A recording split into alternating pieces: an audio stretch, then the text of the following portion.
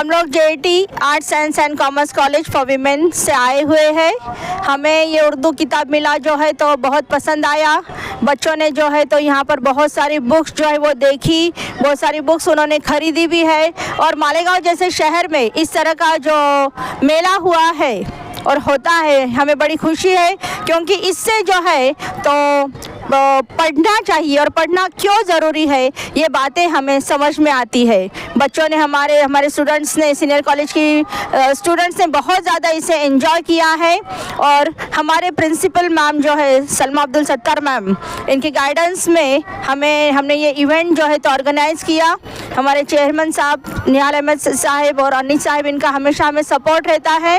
तो हम department of English, department of political science and department of geography की तरफ से सब स्टूडेंट्स आए हुए हैं। तो हमारे रिप्रेजेंटेटिव्स यहाँ पर है और उन्होंने जो है तो ये किताब मेले में शिरकत की और सब बुक्स देखी और हमने बहुत एंजॉय किया है। Thank you so much. Organisers को हम सैल्यूट करते हैं कि इस तरह की इवेंट आपने मालेगांव में ऑर्गेनाइज़ की है। Thank you so much.